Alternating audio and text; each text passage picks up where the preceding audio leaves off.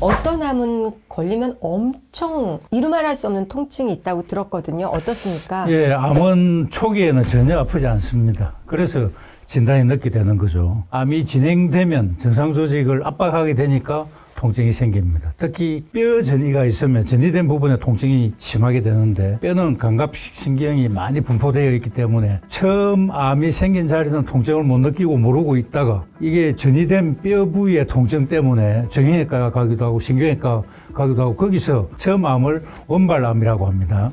원발암을 늦게 발견하게 되는 경우가 꽤 많습니다. 그러면 우리의 몸을 암이 살 수 없는 곳으로 만들면 되는데요. 그게 가능할까요? 예, 식습관만 바꿔도 암세포가 살 수 없는 몸이 될 수 있다고 생각합니다. 그 식습관은 바로 통곡 자연 식물식입니다. 흰밥 대신에 현미밥을 먹고 채소를 드시지만 채소가 다 좋은 것은 아닙니다. 가능하면 가공하지 않은 자연 그대로의 형태로 드셔야 한다는 겁니다. 채소 중에서 자연의 형태, 그래서 통곡 자연 식물식이라고 얘기합니다. 근데 우리가 3대 영양소 하면 단백질, 지방, 탄수화물이잖아요. 물론 그 탄수화물 속에 현미도 들어갈 수 있지만 굳이 현미를 따로 꼭 먹어라 한 건 아닌데 왜 그렇게 현미에 대해서 중요하다고 말씀하시는 걸까요? 통곡식에는 비타민, 미네랄, 식물 영양소가 많이 들어있습니다. 우리가 먹어야 하는 영양소는 탄수화물, 단백질, 지방의 3대 거대 영양소도 있고 비타민, 미네랄, 식물 영양소 같은 3대 미세 영양소가 있습니다. 거대 영양소는 우리가 생활하는데 필요한 에너지를 얻게 되고 미세 영양소는 신진대사에 필요한 효소들을 얻게 해줍니다. 신진대사에 필요한 촉매 역할을 해주고 또 우리가 생활에서 생기는 여러 가지 활성산소를 중화시키는 그런 항산화 성분도 비타민, 미네랄, 식물 영양소에서 얻게 됩니다. 그런 거 비타민으로 먹어도 되잖아요. 대부분 비타민은 천년이라고 하지만 우리나라에서는 10%만 함유하면 천년이라고 라벨링을 할 수 있게 되어 있습니다. 그러니까 사실은 90%가 화학물질이죠. 그래서 화학물질로 섭취하기보다는 자연에서, 천연에서 얻는 것을 추천합니다. 그러면은 현미를 먹으면 나는 소화가 안 돼 라고 얘기하시는 분들도 있어요. 이분들은 좀 어떻게 드시면 좋겠다라고 조언을 해 주실 수 있을까요? 통곡물에서 우리가 비타민, 미네랄, 식물 영양소를 얻는다고 했는데 그 외에 또 섬유질이 들어있습니다. 섬유질은 원래 소화가 안 됩니다. 동물들은 섬유질을 소화 분해시켜서 영양소를 얻게 되지만 사람은 섬유질을 분해할 능력이 전혀 없습니다. 그러니까 위나 소장에서 흡수되지 않고 그대로 대장까지 내려가고 장 속에서 수분을 흡수해서 부피가 팽창하기 때문에 속이 그득해지고 소화가 안 되는 느낌이 나는 게 당연한 거죠. 채소를 먹으면 섬유질 때문에 소화가 안 되니까 속이 불편하게 느끼게 되지만 수분을 흡수해서 부피가 커지면서 장 속 통과 시간이 빨라집니다. 그리고 수분을 흡수해서 부드러워집니다. 우리가 먹은 음식 속에 포함된 나쁜 성분들을 흡착해서 대변으로 배설시켜주는 고마운 작용을 해줍니다. 원래 소화가 안 되는 성분이기 때문에 속 편하게 먹을 방법은 없습니다. 하지만 본인의 장 상태에 맞춰서 조금씩 양을 증가시키면 적응될 수는 있습니다. 그리고 잘 씹어서 입속에서 죽 형태로 만들어서 삼키면 배가 덜 불편하게 됩니다. 그러면 이제 우리가 현미를 먹을 때는 어느 정도 씹어야 되나 했더니 그냥 거의 물처럼 씹어야 맞습니다. 되나요? 예. 그럼 위가 할 일이 너무 없잖아요. 통곡물이나 채소에는 섬유질이 많이 있기 때문에 비타민, 미네랄, 식물 영양소가 섬유질과 결합되어 있습니다. 그러니까 잘 씹어서 가루로 만들어야 그 영양소가 빠져나오지 흰밥 먹듯이 대충 씹어서 삼켜버리면 비타민, 미네랄, 식물 영양소를 전혀 얻을 수가 없습니다. 그럼 원장님은 평소에 현미를 어떻게 드십니까? 100% 현미로 먹습니다. 예. 그게 가장 맛있습니다. 현미밥에 맛을 들이면 찰현미가 섞이면 섞일수록 이제 싫어요. 식감이 나빠집니다. 예. 암을 예방하는 음식과 항암 치료 중에 먹는 음식이 달라야 한다라는 그런 말도 있던데요. 어떻습니까? 그렇습니다. 항암 치료 중에는 면역이 떨어지고 체중이 많이 감소합니다. 암 환자는 채식을 먹어야 한다고 알고 계신 분이 너무 많아서 독한 항암 치료 중에도 채식만 고집을 하시다가 체력을 이기지 못해서 항암에 실패하시는 분들도 꽤 많습니다. 그래서 항암 치료를 받지 않을 때는 채식을 하시면 좋겠지만 항암 치료를 받고 있는 시기에는 잘 드시는 것이 중요합니다. 그러면은 그 항암 치료를 할 때는 잘 먹어야 한다라고 말씀하셨는데 고기 같은 걸 먹어야겠네요. 그렇습니다. 예. 고기 생선 가리지 말고 뭐든 잘 먹으셔야 됩니다. 그리고 채소나 과일도 가능하면은 자연 그대로의 형태로 가공하지 않고 드시는 게 좋겠습니다. 우리가 들을 때는 고기도 흰살 쪽으로 먹어라. 붉은색은 대장암을 많이 유발한다. 이렇게 얘기하거든요. 그런데 최근 연구 결과를 따르면 흰살 고기인데도 오히려 대장암은 오히려 3배까지 발생률이 증가하더라는 최근 발표가 있습니다. 그래서 고기는 무조건 대장암에는 안 좋다 이렇게 아시면 되겠습니다. 그러면 대장암을 치료하시는 분들은 고기는 예외인가요? 아니요. 항암 중에는 고기를 드셔야 됩니다. 항암이 끝나면 이제 채식을 하시는 게 좋습니다. 잘 먹어야 한다니까 그냥 뭐 항암 치료 중에 얼마나 힘듭니까? 식욕도 떨어지고 구역질도 난다고 하니까 그냥 너 좋아하는 거 먹어 해서 햄버거 뭐 편의점에서 먹고 콜라도 먹고 어떻습니까? 이렇게 드시는 분들은. 그럼 못 드시는 것보다는 그렇게라도 드시는 게 좋습니다. 그렇지만 제가 암 환자 금지 식품 10가지를 강조드리고 있는데 기름에 튀긴 음식, 소금에 절인 식품, 육가공 제품, 과자류, 청량음료, 펠리류, 편의점에서 파는 겁니다. 통조림 식품, 설탕에 절인 과일, 냉동 간식류, 아이스크림 같은 거, 숯불구이 등 10가지는 안 드시는 것을 추천합니다. 빵은 여러 종류가 있죠. 그중에서 통밀빵이나 현미빵은 그나마 괜찮지만 보통의 빵은 과자류와 마찬가지로 단당류에 속해서 좋지 않고 치킨을 백숙으로 드시면 좋겠지만 튀기거나 구우면 첫 번째 기름에 튀긴 음식과 마지막에 숯불구이류와 똑같아지죠. 그래서 안 되고 햄버거는 육가공 제품과 밀가루빵을 합친 거니까 그 안에 들어가는 약간의 식물 외에는 전부 먹어서는 안 되는 식품들입니다. 차라리 먹을 수 있는 거를 말씀해 주세요. 먹을 수 있는 게 굉장히 많습니다. 제가 살찌는 거 보세요. 저 10가지 안 먹습니다. 안 먹는데도 먹을 게 굉장히 많습니다. 그래서 확실히 원장님은 얼굴이 탄탄하세요. 이렇게. 제가 올해 70이에요. 그럼에도 불구하고 건강을 유지할 수 있는 것은 통곡 자연식물식입니다. 암 예방을 위해서든 아니면 항암 치료를 하시는 분들을 위해서든 역시 통곡물을 먹어야 한다라고 주장을 하시고 계세요. 통곡물을 먹으면 뭐가 달라지는데 이렇게 강조하시는 걸까요? 통곡 자연식물식을 드시면 3일 만에 내 뱃속에 이렇게 많은 대변이 있었나 싶을 정도로 빈기를 가득 채우는 변의 양에 일단 놀라게 되실 거고 일주일이 지나면 컨디션이 좋아지고 만성 피로 등이 해결이 됩니다. 그리고 한 달이 되면 고혈압, 당뇨, 고지혈증이 개선됩니다. 당뇨약이나 혈압약을 줄이게 되고 피부도 좋아지고 체중도 빠지고 그리고 석 달 정도 지나서 100일이 되면 거의 모든 질병이 낫게 됩니다. 오, 신세계네요.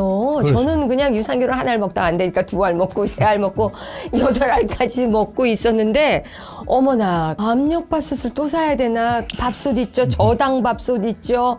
이 또 압력밥솥 있으면 밥통을 지금 몇 개를 사야 되나. 네, 아무튼 시작해 보도록 하겠습니다. 통곡 자연식물식 이거 먹는 방법을 좀 구체적으로 알려주셨으면 좋겠어요. 저 같은 분들 많으실 거예요. 현미밥은 오래 씹어야 되기 때문에 반찬이나 국물 없이 현미밥만 100번을 씹습니다. 그래서 100번을 씹습니다. 그래서 하나, 둘, 셋, 넷, 다섯, 여섯, 일곱, 여덟, 아홉, 열. 둘, 둘, 셋, 넷, 다섯, 여섯, 일곱, 여덟, 아홉, 20. 곱하기 10. 예, 그렇게 10번을 해가지고 100번을 딱 씹으면 거의 미음 형태가 됩니다.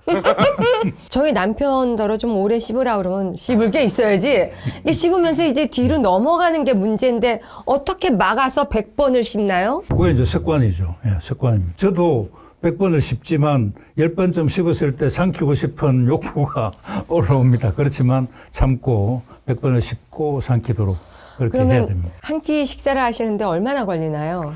시간 30분밖에 안 걸립니다. 예. 이렇게 씹으세요? 빨리 씹어야죠. 그럼 현미와 주로 어떤 걸 같이 드세요? 샐러드를 드레싱 없이 먹고 그다음에 이제 반찬들을 먹고 건더기만 젓가락으로 먹고 맨 마지막에 현미밥을 먹습니다. 근데 이제 드레싱을 싫어하시는데 올리브 오일과 발사믹 같은 경우는 좋은 거거든요. 좋습니다. 예. 그런 거는 예. 또 좋습니다. 네, 허락하시는군요. 예. 또 허락되는 샐러드 드레싱은요? 뭐 우리나라 뭐 전통 고추장, 뭐 간장, 식초, 요거트. 깨, 뭐 요거트가 안 좋습니다. 아메는 안 좋습니다.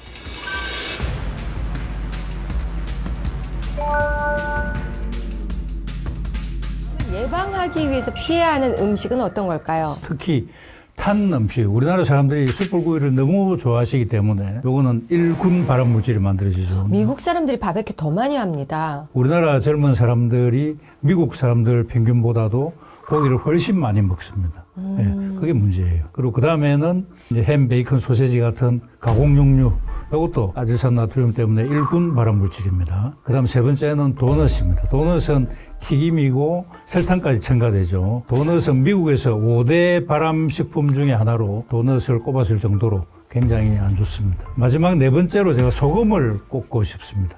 한국인은 너무 많은 염분을 섭취하고 있습니다. 소금은 대표적인 발암식품이고 특히 위암은 직접적인 원인이고 다른 암들도 염분을 많이 섭취하게 되면 신진대사가 방해되고 세포가 노쇠되고 돌연변이를 일으키고 이래서 다른 암들도 간접적인 원인이 됩니다. 우리나라 음식은 다 소금이 들어가 있어요. 반찬 자체가 소금 들어간 거를 어떻게 해야 될까요? 그나마 괜찮은 것은 된장입니다. 콩이 발효가 되면 아플라톡신이라고 하는 발암물질이 만들어지거든요. 그런데 우리나라는 된장을 만들 때 소금을 넣으니까 이 소금이 아플라톡신 발생을 억제해 줍니다. 아플라톡신은 간암을 초래하는 원인 물질로 이미 1992년도에 발표가 되어져 있습니다. 된장은 전통 장류 중에서 그나마 괜찮은 식품이고 발효하면 단백질, 유산균 같은 좋은 성분들이 많이 발생합니다. 우리나라 전통 장류가 모두 염장식품이라서 한국인들의 염분 섭취량이 너무 많아서 여러 암들의 원인이 되기 때문에 저염으로 드시도록 노력해야 됩니다. 일반 가정에서 식사할 때 보면 삼채소 위에 밥을 얹고 쌈장을 듬뿍 올려 먹고 풋고추도 된장이나 고추장에 푹 찍어 먹고 한국 사람이니까 당연히 또 김치도 먹죠. 젓갈 좋아하는 사람은 거기다 또 젓갈도 먹고 이 모든 것들이 염분이 너무 많습니다. 그래서 삼채소와 김치를 함께 먹는다든지 쌈장을 먹으려면 김치는 생략한다든지 된장, 고추장, 쌈장 중에서 한 가지만으로 통일한다든지 하는 것이 좋겠고 국은 젓가락으로 건더기만 건져 먹을 것을 추천합니다. 자제분들도 다 그렇게 지키고 살아요? 되게 저보다 더 지킵니다. 그럼 습관이 되게 중요한 거군요. 습관입니다. 예. 저도 과거에는 고기 굉장히 좋아했고, 저 부산 사람이니까 생선회도 굉장히 좋아했고 그렇습니다만 지금은 일절 먹지 않습니다. 부산 출신이니까 더 잘 아시겠네요. 지금 말씀하신 거 소금 들어간 거랑 구워 먹는 거 안 좋다. 이 두 개를 합쳐놓은 게 고등어, 간고등어 아니겠습니까? 예, 예. 그런데 우리가 또 등푸른 생선을 먹어야 되고 오메가 섭취를 위해서 고등어를 안 먹을 수가 없는데 이거 어떻게 하면 좋을까요? 고기가 타면 벤조피렌, 헤테로사이클린 아민 같은 1군 발암 물질들이 생깁니다. 거기다가 또 염분까지 있으니까 발암 특성이 굉장히 높다라고 볼 수 있습니다. 강고등어가 원래 산지가 어디죠? 안동입니다. 그죠? 안동 바다와 뚝 떨어져 있는 내륙 지방입니다. 신선한 생선을 유통시킬 수 없으니까 강고등어가 발전된 거죠. 이젠 유통이 원활해졌으니까 강고등어 같은 음식은 사라져야 할 것으로 생각합니다. 그러면 집에서 고등어를 구울 때는 소금을 넣지는 말고 구운 다음에 간장을 찍어 먹는 게 낫겠군요. 그게 훨씬 낫습니다.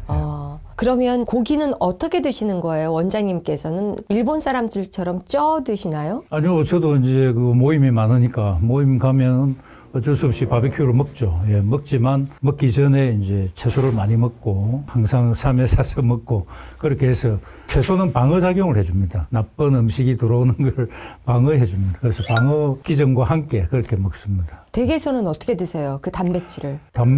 단백질 오늘 주제는 아닙니다만 단백질에 대해서 또 1시간 정도 이야기할 수 있는데 우리나라 사람들은 지금 단백질에 너무 세뇌당해가 있습니다. 모든 광고가 다 전부 단백질이고 모든 사람들이 단백질은 꼭 먹어야 되는 걸로 착각을 하고 계십니다. 몇 끼 먹으래요? 그렇지 않습니다. 단백질은 자기 체중당 0.8g입니다. 그쵸? 그러면 90g 정도예요. 예, 60kg다 그러면 48g밖에 안 돼요. 48g이면 얼마 안 됩니다, 양이. 네. 예. 그런데 밥에도 들어있죠. 채소 반찬에도 들어있죠. 두부에도 있죠. 고기를 안 먹어도 단백질은 절대로 부족하지 않습니다. 삶아 드시거나 쪄 드시지는 않으시나 봐요. 아니 그렇게 먹으면 좋죠. 예. 맛이 없어서. 맛이 이제 그것도 입맛이에요. 수육을 좋아하시는 분은 절대로 또 안 구워 드시거든요. 네. 습관은 들이기 나름입니다. 소금 중에서도 또 죽염을 또 특별히 좋아하시는 분들이 있습니다. 죽염은 어떤가요? 죽염이 좋다고 하시는 분들이 많습니다. 우리나라 사람들이 그러죠. 물론 대나무 통 속에 넣어서 고온으로 굽기 때문에 대나무의 성분, 즉 유황 성분이 들어가서 항암 효과가 있을 수도 있겠지만 염분 자체가 강력한 발암 성분이기 때문에 대나무의 유황 성분의 역할이 크게 희석되어 버리고 맙니다. 자연의학을 전공하시는 분들 중에 죽염을 강조하는 분들이 많은데 우리나라에만 자연의학자가 있는 것이 아닙니다. 전 세계적으로 자연의학자가 많이 계신데 그분들은 죽염 드시라고 아무도 안 그럽니다. 그러니까 전 세계적으로 보자면 0.1%도 안 되는 극소수라는 의미죠. 자연의학자 중에서 0.1%가 우리나라에서 그렇게 이야기하는 거고 거의 뭐 한두 사람 빼고 모든 의사들은 죽염은 먹지 말라고 합니다. 예. 통을 들고 다니면서 먹는 사람들도 있어서 좋다고 자꾸 먹으라는 거예요. 안 그래도 내가 나트륨이 뭐 얼마를 먹는데. 물론 그 극소수의 의견이 맞을지도 모릅니다. 우리 인체는 나쁜 음식 좀 먹었다고 금방 건강이 나빠지는 것도 아니고 좋은 음식 먹었다고 또 금방 건강이 좋아지는 것도 아니기 때문에 죽염을 쭉 정복했을 때의 결과를 당장 알기는 어렵습니다. 하지만 우리 몸은 하나입니다. 그래서 확률적으로 안전한 방향으로 선택하시는 것이 현명하리라 생각합니다.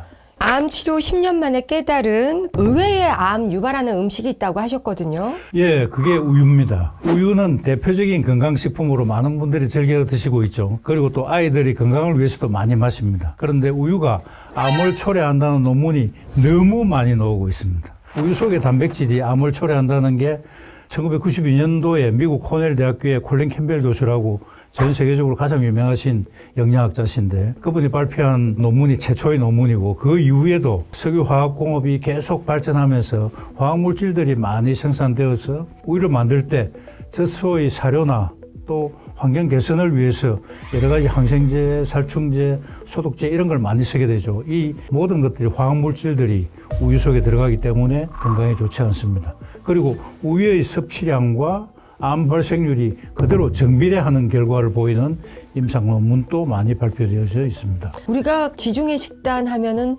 치즈도 들어가고 그리고 요거트도 있고 그러면 그쪽은 암 발생이 센가 봐요? 한 가지만 비교해봐서 안 되고 여러 가지 요인들을 비교해봐야 되거든요. 그들도 채소를 하도 많이 먹어서 그런 건가? 채소도 많이 먹습니다. 치즈도 많이 먹고 적포도주도 먹고 하지만 적포도주도 사실은 먹지 말라고 합니다. 우리 보건복지부와 대한의사협회에서는 한 잔의 술도 해롭다라고 이야기합니다. 공식적으로. 그렇지만 어쨌든 지중해 식단은 적포도주를 마시고 우유도 마시고 치즈도 먹고 그런데 채소를 많이 먹고 또 활동들을 많이 하시기 때문에 여러 가지 요인들을 종합적으로 판단을 해야지 치즈 먹는데 왜 건강이 좋느냐 이렇게 하시면 안 되고 그 논문에 보면 발효로 생긴 유산균은 우리 몸의 장 속에서 유익한 작용을 하지만 우유를 농축시킨 결과 우유보다 단백질 양이 훨씬 많아지겠죠. 그래서 암 발생률이 3배에서 무려 5배까지 더 높아진다는 연구 결과가 있습니다.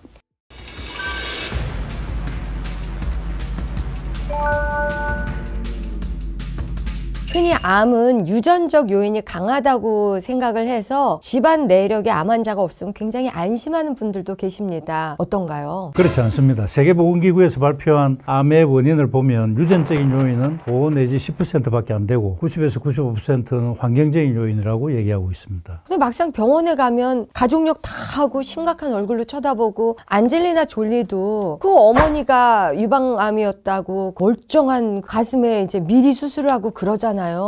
우리 현실과 이런 통계는 또 다른 것 같아요. 관점에 따라서 다를 수가 있는데 후성유전학이라고 하는 분야도 있습니다. 그렇게 유전자를 타고났지만 내가 후천적으로 어떤 노력을 하는가에 따라서 그 유전자가 작동되지 않게 만들 수가 있다는 게 후성유전학입니다.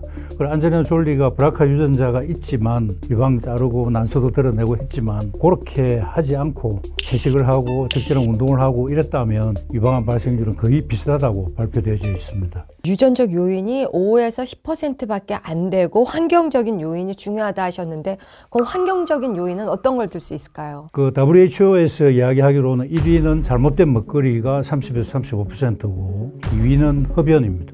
25에서 30%고 3위는 감염. 감염이라고 하면 여러분들 좀 의아하게 생각하실 수 있는데 헬리코박터 감염이 있다가 위암이 되죠. 그죠? 그리고 간염이 바이러스 감염이 있다가 간암이 되고 또 자궁염증 그 인유두종 바이러스 감염이 있다가 자궁경부암이 됩니다. 그래서 그 감염이 세 번째고 네 번째는 비만입니다. 근데 만병의 원인은 스트레스라고도 얘기하는 사람도 있습니다. 어느 정도 영향을 미친다고 보세요? 저희들도 스트레스가 가장 큰 영향을 미친다고 생각하는데 스트레스와 암과의 연관성을 실험으로서 입증하기가 굉장히 어렵습니다. 그래서 거기에 대한 논문이 거의 없기 때문에 객관적 공신력이 있어야 되는 세계보건기구에서는 스트레스에 대해서는 다루지 않았지만 제 같은 임상의가 볼 때는 1위가 스트레스이고 2위가 먹거리, 흡연, 감염, 비만 의 순으로 생각합니다. 스트레스를 겪게 되면 우리 몸에는 많은 변화가 생깁니다. 스트레스 호르몬인 콜티솔은 면역 시스템을 교란시키고 우리 신진대사를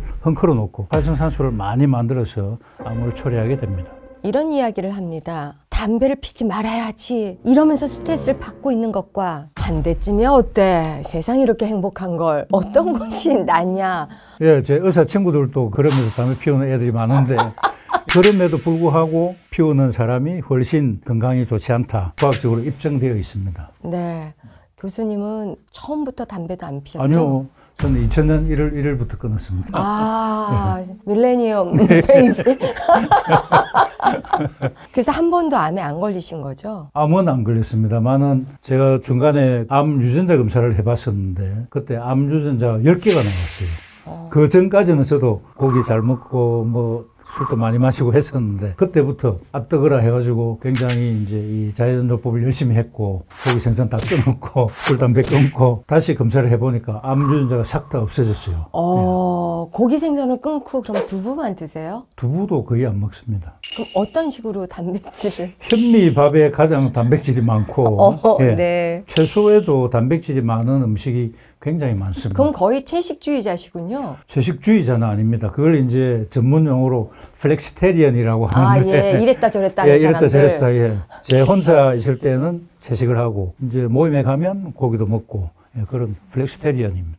네. 내가 암에 걸렸는지 아닌지를 알려면 전조 증상을 알아야 되잖아요. 물론 종합검진도 있겠지만요. 전조 증상 같은 게 좀 나올까요? 부위마다 다 다르죠. 장기마다. 갑상선에 뭐 아프진 않은데 뭐가 만져진다. 목젖이 여기 남자들은 잘 보이는데 여자들은 잘 만져지지 않습니다. 여기 예. 이 여자가 아주 잘 만져집니다.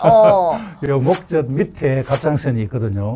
그래서 양쪽으로 나비 모양으로 있는데 갑상선 여기에 눈에 띄는 혹이 있다든지 뭐가 딱딱하게 만져진다면 암일 가능성이 굉장히 높습니다. 아프다. 아프면 오히려 암이 아니고 염증일 가능성이 있습니다. 그래서 아프지 않고 딱딱하다. 그러면 암일 가능성이 높습니다. 그리고 만일에 폐암이다. 그러면 기침은 계속 하겠죠. 한 달 이상 지속되는 기침이 있다면 반드시 폐암 검사를 해보시기 바랍니다. 그리고 대장암이라면 대변에 갑자기 피가 섞여 나온다든가 치질이 아닌데도 그리고 설사가 나왔다 뭐 변비가 나왔다 자꾸 변경되든지 아니면 정상변을 잘 보다가 갑자기 대변이 가늘어졌다든지 이 증상이 지속된다면 대장암을 의심하셔야 됩니다. 위염도 소화가 안 되고 소화불량이 지속되고 뭐 단순 위염 증상과 거의 비슷하기 때문에 전조 증상으로 의심하시기 어려운데 위염 치료를 장기간 하는데도 증상이 지속된다면 반드시 위내시경 검사를 해보셔야 됩니다. 마지막으로 유방암은 유방에서 딱딱한 혹이 만져지거나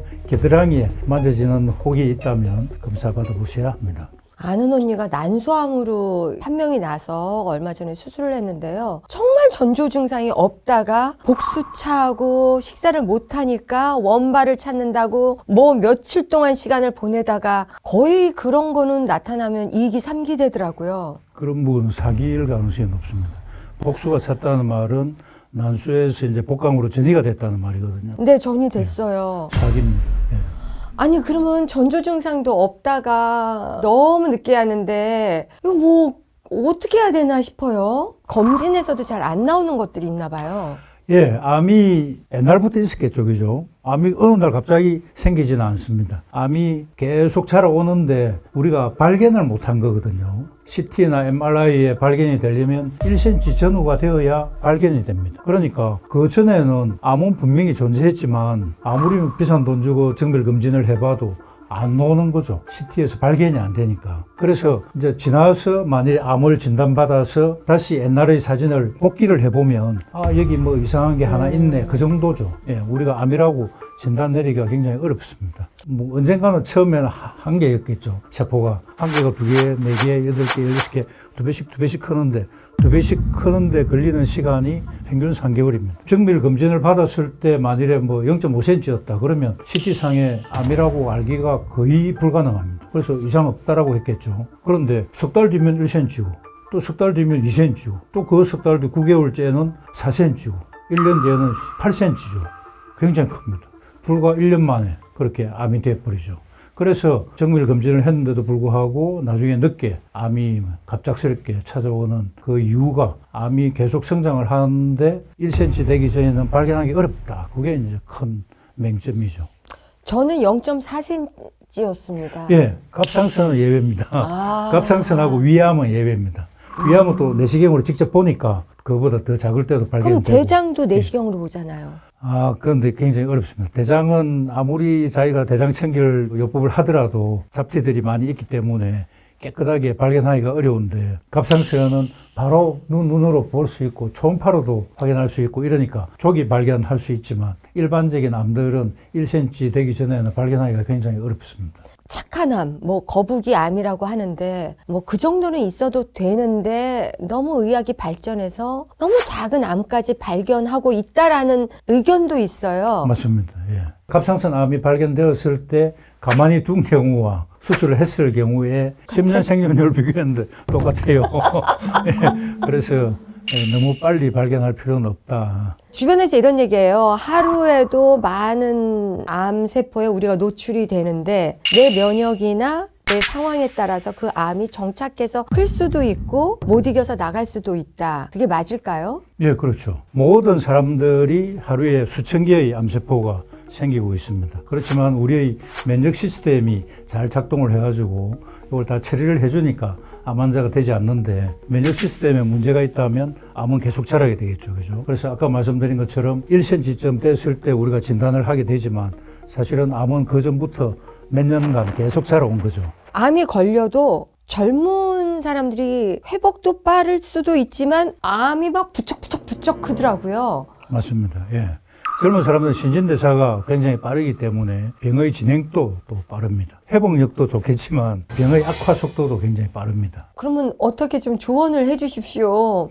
젊은 애들이 막 자기 먹고 싶은 대로 무섭게 먹어요. 암세포가 계속 조금씩 자라고 있는데 계속해서 그런 편의점 음식이라든가 배달 음식을 자꾸 먹는다면 키우는 꼴이 되잖아요. 그렇습니다. 요즘에는 젊은 사람들의 암 발생률이 굉장히 증가했어요. 특히 유방암만 하더라도 미국의 유방암 평균 나이는 60대예요. 우리나라는 40대, 50대 초반 그 인구가 더 많습니다. 60대보다. 그래서 이렇게 입맛 땡기는 대로 드시거나 내가 자고 싶을 때 막 자고 이런 생활은 정신을 차려야 되겠네요. 그렇습니다. 국민 계몽 운동을 좀 해야 되는데 굉장히 어렵죠. 미국 같은 나라도 건강에 굉장히 신경을 많이 쓰고 하는데도 불구하고 미국도 대표적인 축산국가, 낙농국가잖아요. 그래서 정부에서 그런 계몽 활동을 못 합니다. 미국에서 발표한 단백질 섭취 통계량을 딱 보시면 체중당 1에서 2.5g 이렇게 돼 있습니다.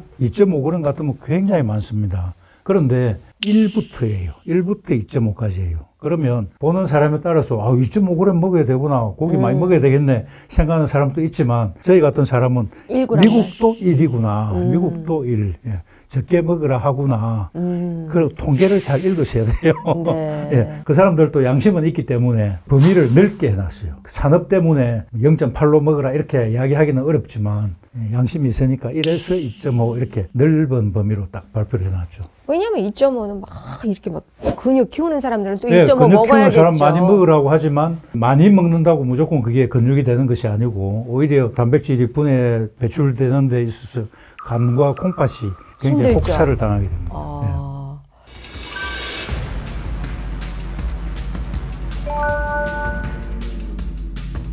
수많은 암 중에서 의사들도 두려워하는 암이 있다고 하는데요. 어떤 걸까요? 바로 췌장암이겠죠. 췌장암은 수술을 했을 경우에 5년 생존율이 16.5%이지만 전체 췌장암의 5년 생존율은 5% 이하로 여부가 매우 나쁜 암입니다. 그 이유는 대부분 암이 진행된 후에 발견되기 때문에 발견 당시에 수술이 가능한 경우가 20% 내외밖에 되지 않고 수술을 하더라도 유관적으로도 완전히 절제했다고 생각하지만 미세암이 남게 되든지 전이에 의해서 수술로 생존율 향상을 보지 못하는 경우도 있고 항암 치료나 방사선 치료에 대한 반응률이 낮기 때문입니다. 예전에는 췌장암의 그 전조 증상이 없다고 하지만 요즘은 기술이 많이 발달돼서 뭐 CT라든가 단층 촬영인지 뭐 그런 거 해가지고 발견을 하던데요. 그렇죠. CT나 MRI에서 발견이 되죠. 초기에 그렇게 발견이 돼도 생존율이 적은 건가요? 췌장암 자체가? 그 진단을 이제 늦게 하니까 그렇죠. 우리나라 사람들이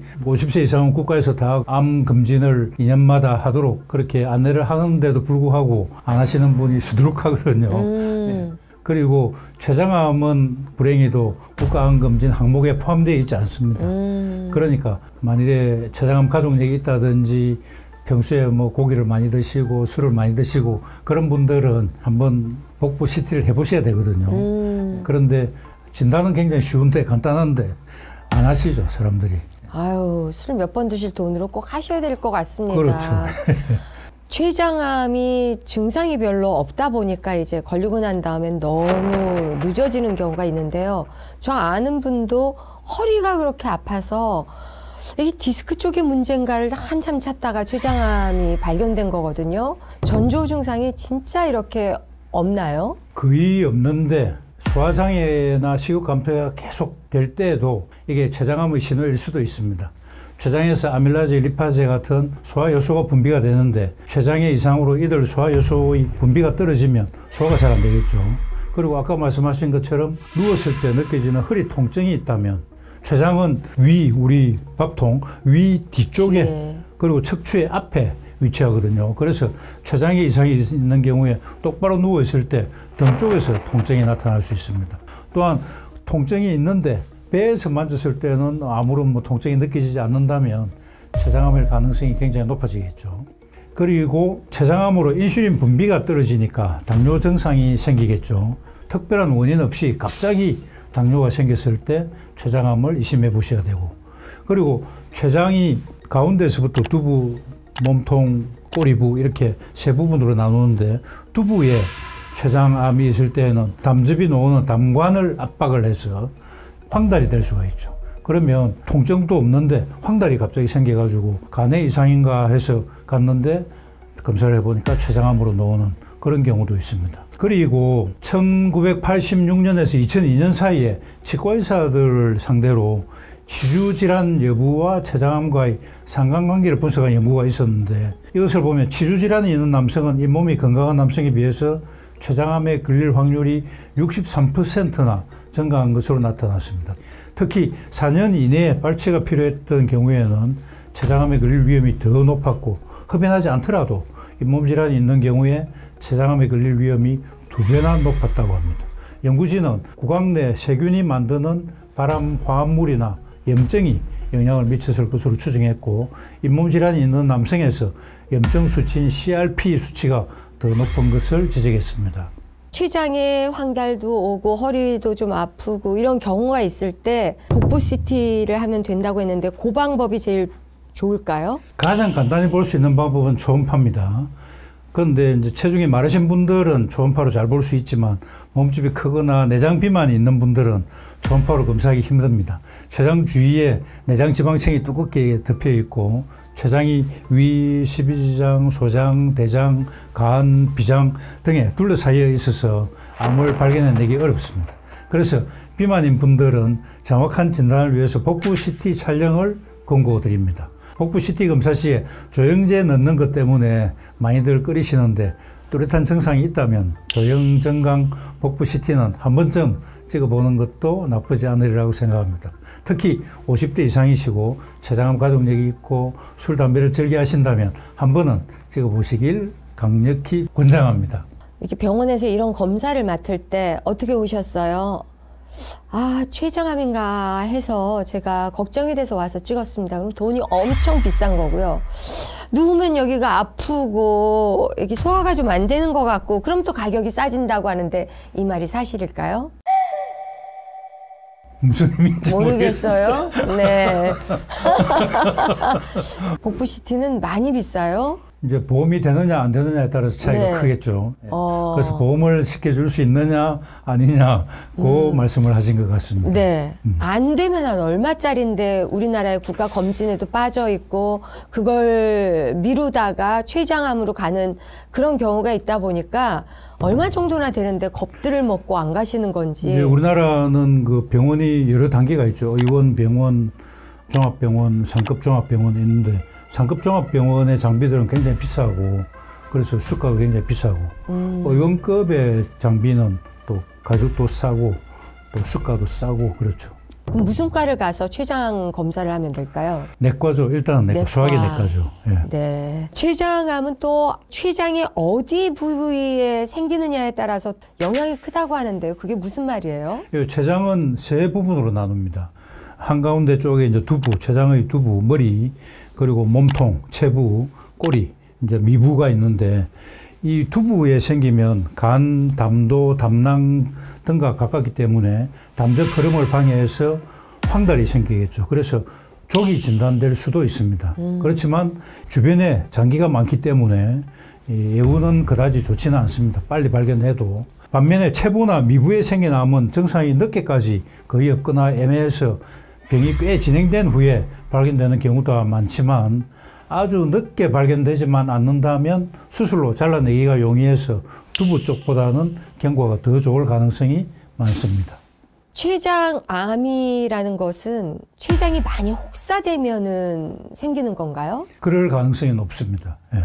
그러면 이제 회식을 막 해요. 평소에 많이 안 먹던 것이 그날은 공짜니까 이제 고기로 배를 채우게 된단 말이에요. 이럴 때 그냥 소화제를 미리 사 먹어서 췌장의 부담을 덜어주는 게 좋을까요? 아니면 그냥 냅둬도 상관이 없을까요? 소화를 도와주는 것은 좋지만 탄 고기 자체가 발암 물질이기 때문에 적게 드시는 게 좋겠죠.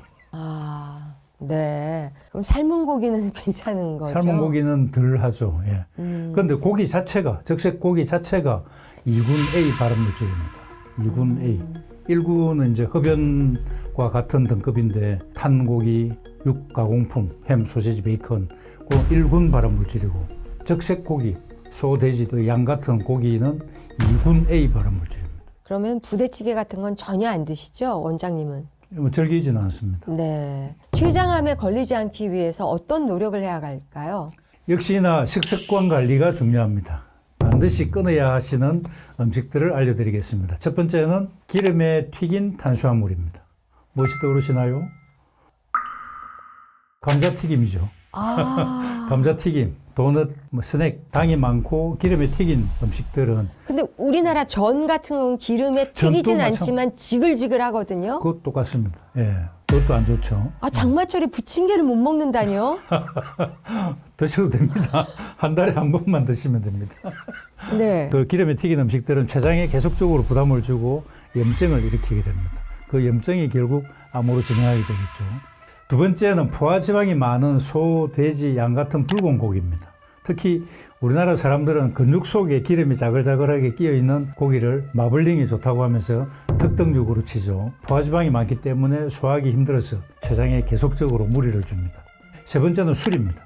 알코올은 췌장의 염증을 만들고 췌장의 분비 기능에 이상을 주면서 효소가 췌장 주위 조직을 스스로 파괴하게 하는 원인을 제공해 줍니다. 또한 알코올 섭취로 인해서 체내 온도가 상승하면 내부 염증이 쉽게 확산되기도 합니다. 마지막으로 과당인데 과당은 여러분 잘 아시는 최종 당화 산물 Advanced Glycation End Product 첫 글자를 따서 AGE라고 합니다.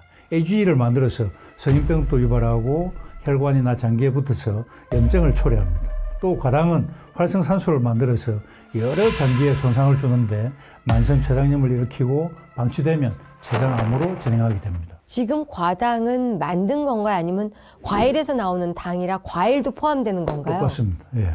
과일은 우리가 다 좋게 생각하시지만 과일의 과당은 우리 건강에 안 좋습니다. 그래서 과일도 단 과일을 많이 드시는 것은 비추입니다.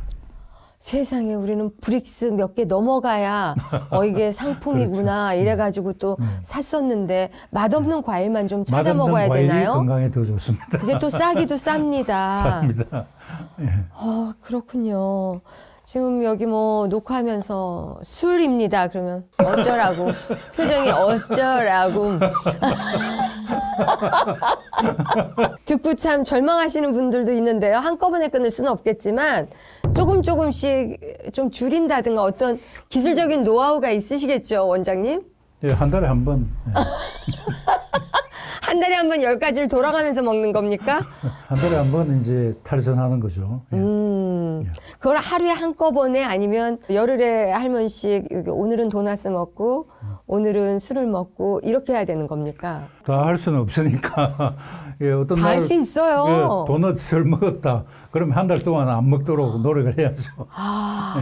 죽어가는 췌장을 살리는 음식이 있다면요? 식이섬유가 풍부하고 식물 영양소가 풍부한 녹황색 채소를 충분히 섭취하면 췌장에 좋습니다. 브로콜리, 케일, 시금치 같은 게 좋겠고 과도한 폭식과 절식하는 습관은 인슐린 민감성에 영향을 줄 수 있기 때문에 매끼 적절한 식사와 소식하는 습관을 들이는 것이 좋겠습니다.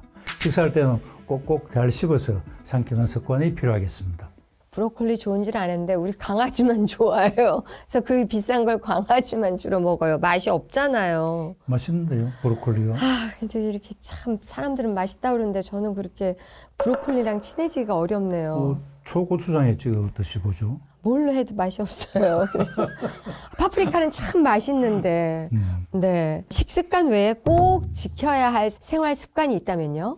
예, 올바른 수면을 추천드립니다. 실제 임상 시험에서 수면 부족 시에 염증 수치 CRP가 높게 나온 결과를 보였고 하루 7시간 정도의 충분한 수면을 하는 것이 만성염증을 예방하는 데 중요합니다. 결국 만성염증이 암을 초래하기 때문에 암을 예방하기 위해서 적절한 수면이 매우 중요합니다.